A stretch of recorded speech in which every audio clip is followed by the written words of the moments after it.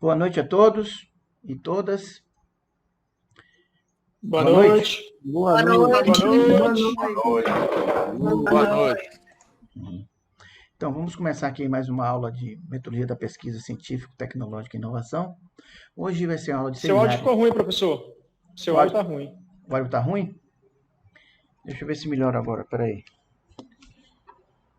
Vamos Eu começar. falei de robô, sua voz, o senhor ficou com voz de robô. E agora melhorou? Melhorou a voz agora? Pra mim tá bom. Hein, pessoal? Minha voz melhorou agora? O meu tá normal. É normal aqui também. Pra mim tá tranquilo também. Aqui normal também. Então, quem foi que disse que está anormal a minha voz? É problema local aí, viu, tá? Se minha voz está normal, o problema é local. Pronto? Podemos começar? Vamos lá. Então, boa noite a todos e todas. Aí Boa você- noite. Boa noite. Eu comecei de novo, vou gravar de novo. Vou cortar o início. Boa noite. Então, vamos ter a nossa terceira aula de metodologia da pesquisa científica, tecnológica e inovação. Hoje será uma aula de seminário de vocês, né? Vocês vão apresentar as propostas de temas. Mas antes de começar, eu vou primeiro perguntar se ficou alguma dúvida no passado, algum comentário que vocês queiram fazer. E também vou apresentar aqui a resposta a uma pergunta que foi feita sobre os filósofos que pensam sobre metodologia científica, tá? Então, cadê? Eu tenho um material aqui que fala sobre isso, tá? Aqui, tá? Então, eu vou deixar depois esse material disponível também para vocês aí, tá? São alguns grandes pensadores que tratam desse tema, sobre o que é um método científico, como fazer uma pesquisa. Então, um deles, como eu comentei no ano passado, é o Thomas Kuhn, tá? Tem várias obras. A mais conhecida, a que todo mundo cita, é essa aí, A Estrutura das Evoluções Científicas, tá? No qual ele formaliza, ou melhor, ele teoriza que a evolução da ciência se dá aos saltos, né? Há uma consolidação de uma certa teoria, de certos conceitos, e depois dessa consolidação começa a se questionar a validade desses teoremas, a validade desses princípios, até o momento que alguém propõe uma nova teoria que é melhor do que a anterior, tá? Engloba a anterior e também explica outros fenômenos que existem, tá? Esse é o Thomas Kuhn, tá? Então, ele promove um modelo que é baseado nessa quebra de paradigmas, essa quebra de rupturas, tá? Um outro também muito conhecido é o Karl Popper, como foi dito aqui, tá? Ele acha que existe uma evolução na ciência, né? E é possível, sim, você evoluir a ciência, tá? Um outro também é o Fischer, tá? Ele já é bem voltado para a parte estatística, tá? Em que ele preconiza que você deve apresentar hipóteses na forma negativa, que é uma forma mais rigorosa de tratar as hipóteses, tá? O outro também muito conhecido é o Lakatos, tá? O Lakatos, ele percebeu e concebeu as chamadas programas de pesquisas, tá? E ele também pensa a ciência como algo bem estruturado, que as pessoas vão contribuindo para a ciência, tá? Cada um no seu caminho, tá? Um outro que pensa muito diferente é o Feyerabend, tá? Esse, ele é adepto, digamos assim, de uma certa evolução caótica, tá?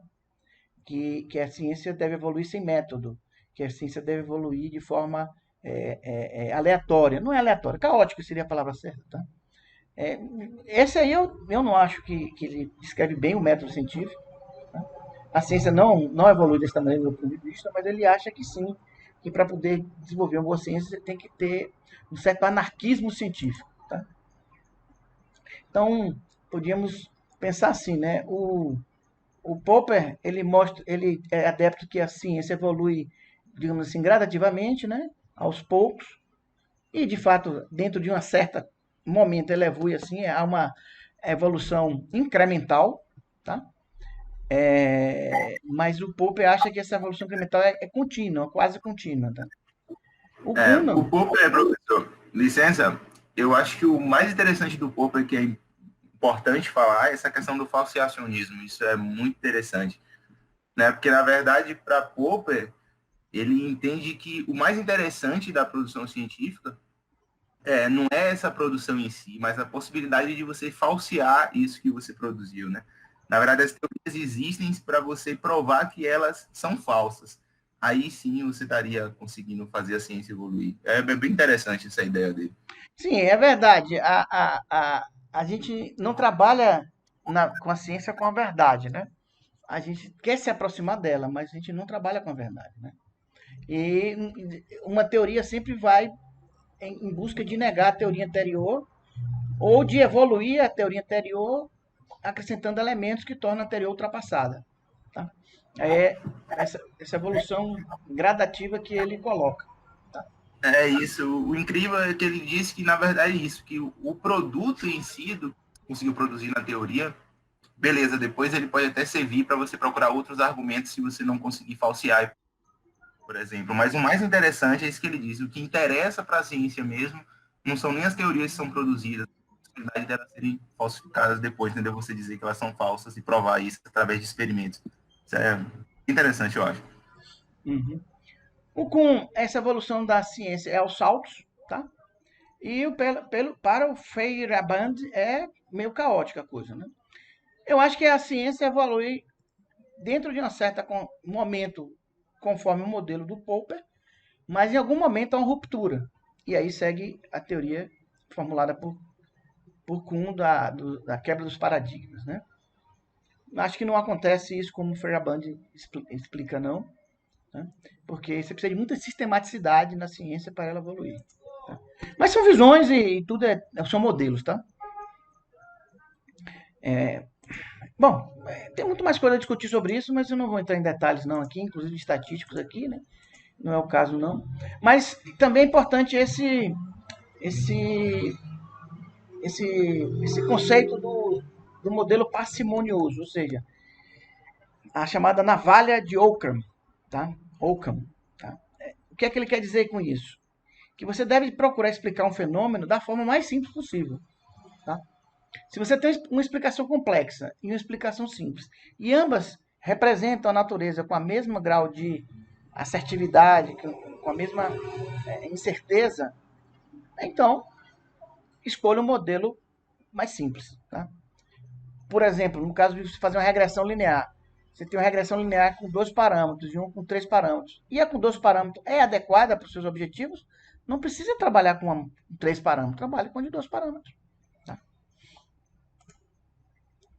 Bom, era isso que eu queria completar em relação à aula passada. Mais algum comentário aí? Algum acréscimo? É muito bom vocês intervirem como foi intervido aí pelos colegas aí, para a gente ter outras Professor, o visões. senhor acha que as ideias de Popper são mais próximas das ciências sociais aplicadas, como o direito? Rapaz, o direito é uma coisa muito estruturada, né? Você tem, me corrija se eu estiver errado, 2 grandes filosofias no direito.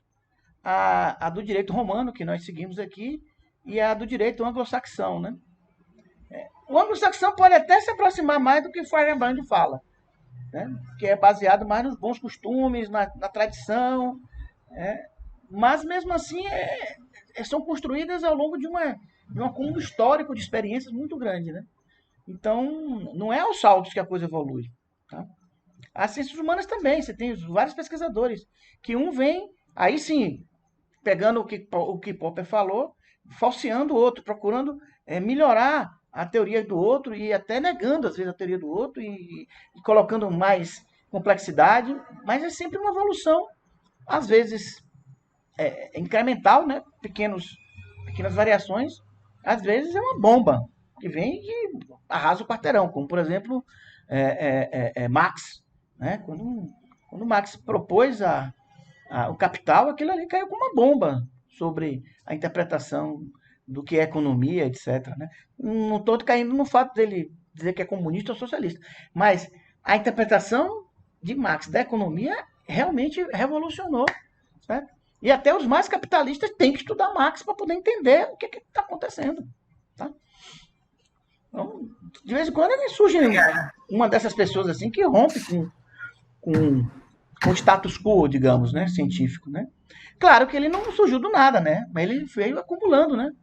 Acumulando, e aí chegou uma pessoa que chegou e teve uma grande insight e partiu para frente, né? Ou Darwin com a lei da evolução das espécies, tá? Ele não parou um dia e teve um insight, não. Ele estava trocando leituras, artigos, cartas. Naquela época se escrevia muitas cartas, como hoje se escreve e-mails. Aliás, hoje nem mais e-mail se escreve, né? Hoje é tudo Instagram, WhatsApp, né? Mas se trocava muita correspondência em papel, né? E ele foi trocando e acumulando até que pôde fazer aquela célebre viagem, né? No Beagle. E aí, passando por várias ilhas, inclusive no Brasil, e também chegou até a Ilha de Páscoa e teve um insight finalmente.